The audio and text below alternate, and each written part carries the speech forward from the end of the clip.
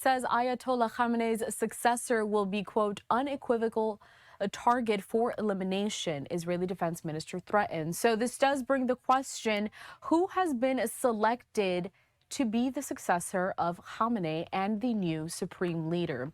Joining us now to talk about all of this is Jonathan Sayeh. He is an Iran program research analyst at the Foundation for the Defense of Democracies.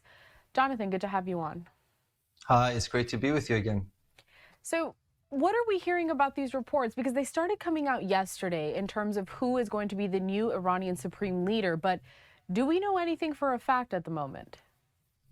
Nothing is certain, but we do know there are two prime candidates that could take on the role. Of course, you need clerical backing and you need institutional credibility to become the supreme leader of the Islamic Republic. One of those choices is a person named Arifi. He's a lesser known Ayatollah. Of course, he's part of the leadership council. That said, I think all signs are not pointing at him, but at the former supreme leader's son, Mojtaba. He has great ties to the Islamic Revolutionary Guard Corps. He has been really acting deputy on behalf of his father when his father was still alive. So he knows how to play the political game. That said, he's never exercised it himself.